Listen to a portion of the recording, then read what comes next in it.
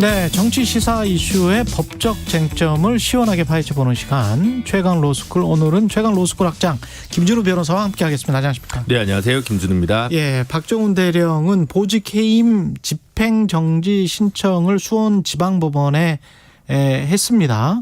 이거는 보직해임이 부당하다. 네. 난 다시 수사단장으로 돌아가겠다. 그렇습니다. 예. 근데 이제 보직해임과 관련돼서 본안 소송, 그러니까 본 소송이 따로 있는 거고요. 예. 무효 확인 소송일 겁니다, 아마. 예.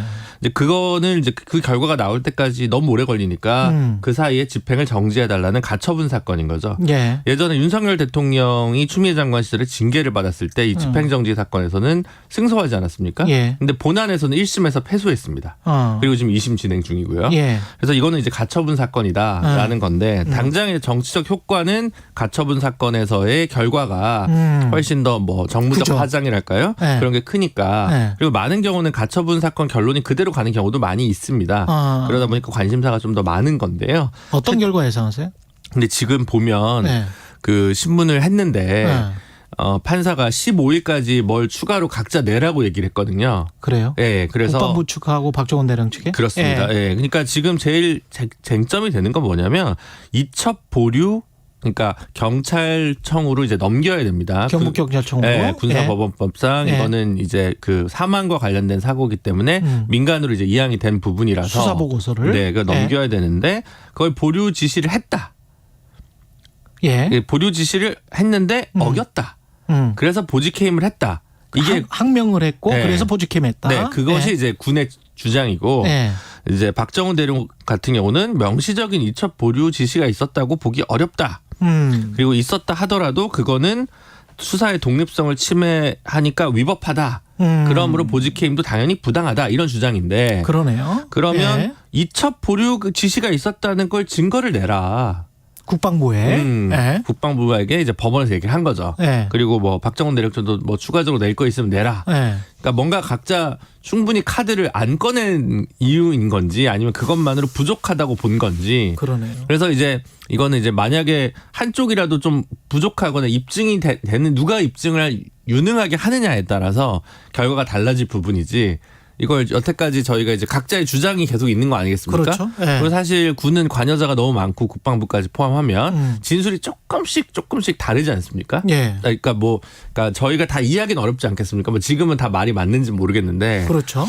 그러니까 이제 그거에 따라서 판단해야지 지금 상황에서 딱 잘라 얘기하기는 좀 어려운 부분이 있다라고 말씀드릴 수밖에 없습니다. 근데 이 국방부 장관이 처음에 이제 사인까지 했잖아요. 그렇습니다. 사인을 했었을 때 지금 국회에 나와서 이 답변하는 걸 보니까 그때도 좀 자기는 긴가민가했다. 모호했다 이렇게 네. 이야기를 한 거잖아요. 네. 근데 모호했는데 사인을 하고 그다음 그게 말이 되나요? 그때 그러면 수사 결과 보고서에 사인을 안 했으면 되는 거 아닙니까? 그렇죠. 그러니까 뭐 이거는 좀 생각해 봄새라고 하고 네. 며칠 후에 내가 사인하겠다고 했으면 상관이 없겠죠. 그렇죠. 그러거나 아니면 이 사인 결제한 거를 갖다가 가지고 다시 철회를 하거나 네. 아니면 이제 그거를 이첩을 일단 보류하라라고 별도의 공문이 내려갔다면 괜찮았을 텐데 박정훈 대령 입장에서는 그런 게 있겠죠. 만약에 이게 구두로 문서상으로는 결제가 났는데 예. 구두로 만약 증거가 없다면 구두로 명령을 내렸는데 자기가 그럼 이첩을 보류하고 있었다면 그러니까 그 사단장 이름을 뺀 것도 아니라고 하더라도 예. 그냥 놔두고 있었다면 자칫 나중에 직무유기죄가 또 될 수 있지 않겠습니까? 그러네. 예. 예. 장관 결재인데 넌 뭐 했냐. 그렇죠. 그렇잖아요. 그렇죠. 그러니까 사실은 박정훈 대령 입장에서는 좀 왔다 갔다 했을 수 있을 거라고 생각합니다. 그리고 중간에 뭐 문자를 보냈는지 안 보냈는지는 모르겠고 네. 그다음에 법무관리관이 전화를 한 건 사실이잖아요. 그렇습니다. 국방부 네. 법무관리관이 전화를 해서 그렇죠. 미주알 고주알 뭐라고 이야기를 한 거잖아요. 네. 그게 법무관리관은 직권남용 하는 거 아니에요? 늘 이제 네. 어려운 그 직권남용. 아니 그렇게 이제 이야기할 수도 있지. 네, 그렇죠. 네. 직권남용은 뭐 그렇게 볼 수 있는데 네. 뭐 이제 우리 시사에 이제 너무 전문가이신 우리 청취자분들께서는 네. 잘 아시겠지만 어떤 경우에는 참으로 부당한데 네. 그 사람은 그런 말을 할 자격이 없는 사람이었기 때문에 애시당초 즉 직권이 없었기 때문에 남용이 안 된다. 이게 현재 대법원 판례 법리라는 걸 잘 알고 계실 겁니다. 그렇죠. 네. 네. 그러니까 네. 뭐 상관없는 지위 체계상 바깥에 있는 사람인데 네. 그 사람이 뭐라고 얘기했다 한들 네. 잘못한 거지만 네. 직권남용죄라는 이름으로 처벌할 수 있느냐 그거에 관련해서는 이제 또 법원의 판단을 봐야 되는 거겠죠. 그러네. 네. 근데 법무관리관은 왜 그러면 전화를 걸었느냐? 네. 이거는 또 뭐 장차관 지시사항이니까 했겠죠. 장차관 지시사항이다. 네. 뭐 그거는 뭐 명백해 보입니다. 네, 통화상으로 뭐 차관이랑 의논해 보겠다 뭐 이런 식의 얘기가 나오니까 본인이 독단으로 뭐 밑에서 뭘 좀 모르는 모양인데 관리관이 내가 알지 이러면서 자발적으로 전화한 그러지는 것은 않았겠지, 아니라고 군대인데. 보여지는 거예요. 예. 그러면 장관이 장관 말을 다 믿어보자고요. 네. 믿고 좀 모호했다. 그때 애매모호해서 좀 왔다 갔다 했는데 그러면 네. 장관 마음을 바꾸는 계기는 장관이 자율적으로 스스로 바꿨느냐? 아니면 누군가 외부로부터 전화나 뭔가를 또 다른 지시를 받았느냐? 대통령실로부터. 네. 이게 지금 핵심 쟁점 아니에요? 그렇죠. 근데 이제 일단은 확인되는 거는 법무관리관실 같은 경우는 네. 그 뭐 유재훈 법무관리관 이런 분들 있지 않습니까? 예. 그러니까 그 사단장을 제외하라 이런 식의 표현을 직접적으로는 안 하는 쪽이었나 봅니다. 그냥 그래? 직접적 과실이 있는 책임자들만 인계를 해라. 근데 그러니까 그 얘기인데 그거를 그렇게 말할 권한은 네. 권한이 있습니까? 대통령실의 수사단장의 수사 보고서에 이거 갑자기 대통령실이 나옵니까? 아니 가령 수사단장의 수사 보고서에 네. 뭐 누구가 됐건 간에 네. 직속 상관은 해병대 사령관이고 네.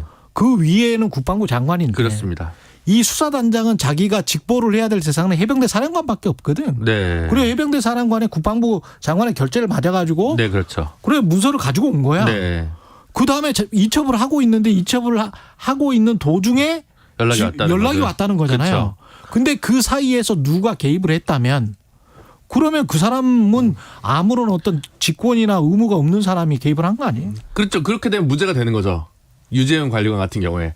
라인이 없으니까. 그렇지. 라인 바깥에 없으니까 뭐라고 그렇죠. 떠들든. 네. 그럼 뭐라고 떠들든 그러면 그거는 그 항명이 안 되는 거잖아요. 네. 역시 왜냐하면 결제 라인 없는 사람이 결제 라인이 뭐라고 얘기하는 없으니까. 거니까. 근데 다만 이제 장차관이 얘기한 거면 네. 지금 장관 같은 경우는 해병대 사령관한테 직접 얘기했지 본인이 직접 박정훈 대령한테 얘기한 건 아니라는 식으로 얘기를 하고. 그렇죠. 어쨌든 원래 질문으로 돌아가면 그러면 왜 장관은 갑자기 마음을 바꿨느냐와 관련해서는 이제 구중궁궐의 일이니까 저희가 알 수는 없는 일이죠. 그래서 이제 뭐 VIP가 경로했다라는 말을 들었다라는 것이 박정훈 대령의 주장이고, 그다음 박정훈 대령 군대 측에서는 이제 그런 얘기를 자기는 한 적이 없다. 뭐 이런 거잖아요. 뭐 해병대 사령관이 뭐 문자를 신범철 차관에서 온 문자를 읽었는데 거기에서는 뭐 VIP가 경로했다라는 표현이 들어가 있었고 자기는 그걸 들었다. 이게 박정훈 대령 주장이고요. 신범철 차관은 난 그런 식으로 문자 보낸 적 없다라고 얘기를 또 하고 있고요. 근데 군대에서 쓰는 휴대폰은 이게 보안이 걸려 있을 텐데. 따로 있는 게 하나 더 있다고 하더라고요. 있어요. 뭐가 있다고. 네, 개인 휴대폰이 아니고 무슨 비화폰인가 뭐 있어요. 그래가지고 그거는 그게 녹취가 되는 휴대폰인지 아닌지는 모르겠네요. 네, 역시 그 진실을 저희가 다 이건 그래서 특검이 출동하더라도 이게 모든 쉽지가 않을 것 실체를 다 그러니까 있는지 없는지 사실 알기 어려운 부분이 좀 있습니다. 네, 어쨌든 뭔가 좀 미심쩍고 개연성 국방부 쪽의 설명에 개연성이 떨어지는 건 맞는데 그렇다고 해서 이분들이 바로 형사처벌로 이어질 것이냐에 대해서는 현행 법 체계상 약간의 물음표가 붙으니까 요건 좀 지켜볼 문제가 아닌가 싶습니다. 박정훈 대령이 항명죄로 그 유죄를 받을 가능성에 관해서는 어떻게 보십니까? 근데 아까 그 부분은 이제 똑같은 얘기인데요. 항명이라는 것이 일단 명령에 대한 불복종이어야 하는데 일단 명령이 있었느냐라고 하는 부분과 관련해서 혹은 그것을 명령으로 볼 것이냐.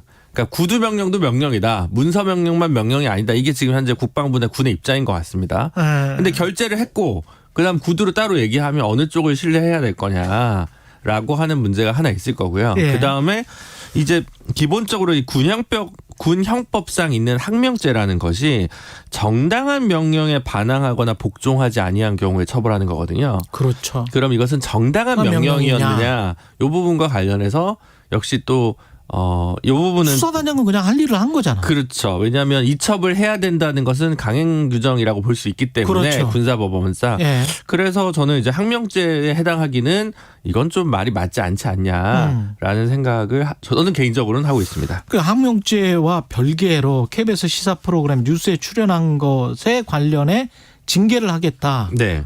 이거는 어떻게 될까요? 그러니까 징계를 했죠. 아? 네, 지금 징계를 해서 그 이제 군 간부도 일반적인 공무원처럼 파면, 해임, 강등, 뭐 정직, 감봉, 근신, 견책이 있는데 견책을 했습니다.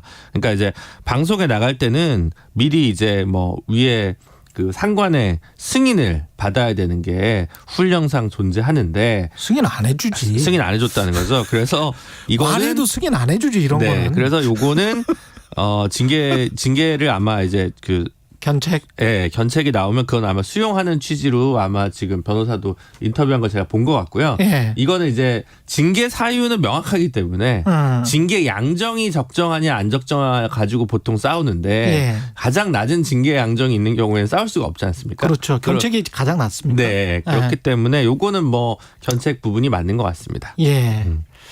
이게 지금 저 김정민 변호사, 네. 박대령 변호인인데 네. 무기도 없이 전쟁 시작했겠나 이 말이 녹취록이 있다는 말 같기도 하고. 네, 아무래도 이게 녹취록이 있으면 뭐 그냥 끝나버리는 거 아니에요? 모든 게 그렇게 얘기할 수는 있겠죠. 네. 네. 근데 이제 뭐 어디까지 있는지라고 얘기하는 부분이 좀 뭐 알 수는 없겠지만 네. 아무것도 없이 이렇게 하지는 못하지 않았을까 싶거든요. 그렇죠. 네. 근데 얼마나 갖고 있는지는 모르죠. 저희도. 그리고 네. 박정훈 대령과 그 변호인의 지금 행보는 법의 최대한 근거에서 하나하나씩 지금 뭔가를 밝혀가는 듯한 네. 하나하나씩 절차를 밟는 듯한 그러면서 국방부가 어떻게 나올지를 뻔히 알고 뭐 그런 어떤 아주 그 정밀해요 보니까. 그런 느낌을 좀 받는 예. 부분은 어떤 게 있냐면 예. 지금 국방부 검찰단장이랑 법무관리관 같은 경우 직권남용죄로 공수처에 고발했잖아요. 그랬죠. 그러면 근데 나머지 분들에 대해서는 아직 고발 조치를 본인이 직접 한 건 없는 것 같습니다. 예를 들어 해병대 사령관이라든가 예. 국방부 차관이라든가 그렇죠. 그렇진 않잖아요. 예. 그러니까 조금 더 타겟을 정밀하게 한다고 할까? 네. 박정훈 대령 측 입장에서 보자면 네. 그렇게 좀 대응하고 있는 듯한 느낌은 좀 많이 받고 있습니다. 저도. 네. 이게 뭐 특검 아까 그 민주당 최강욱 의원은 특검 법안 성안을 거의 했다는 식으로 이야기를 하는데 네. 특검으로 이어질까요? 지금 뭐 민주당 측에서는 당론으로 1특검 4국조라고 하는 네, 네. 라고 하는 취지에서 특검이 최수근 박정훈 대령 관련된 부분이 메인이지 않겠습니까? 예. 그래서 계속 밀어붙일 것 같은데 워낙 여야가 대치 상황이고 좀 대화가 없는 상황이라서 그렇죠. 네. 그냥 뭐 사실은 법안이 통과되더라도 뭐 대통령 거부권 행사로 예상할 수 있는 부분이니까 참 이 부분은 이 부분은 참 뭐 간단치 않은 것 같습니다. 그 최상병 순직 사건은 그러면은 철저히 그러면 수사가 안 되는 그냥 이렇게 어떻게 되는 거예요? 지금 그 부분은 이제 경북 경찰청 측에 고민 되게 많을 것 같습니다. 왜냐하면 어차피 자료는 다 받았고, 그렇죠. 누가 관계 있을 거라는 거는 언론 보도에 다 나왔는데 예. 그러면 본인들은 그 최초에 박정훈 대령이 이첩하려고 했던 8명을 대상으로 모두 송치 의견으로 검찰에 다시 보낼 것이냐. 사단장까지 포함해서. 네, 아니면 4명 선에서 자를 것이냐. 경북 경찰청의 고민에 달려 있겠죠. 아무래도. 쉽지 않네. 네. 언론의 역할이 어느 때보다 좀 중요하지 않을까 싶습니다. 예, 여기까지 듣겠습니다. 최강 로스쿨 김준우 변호사였습니다. 고맙습니다. 감사합니다. 이 시각 출근길 교통정보입니다. 서울 시내 사고가 잇따르고 있는데요. 먼저 동부간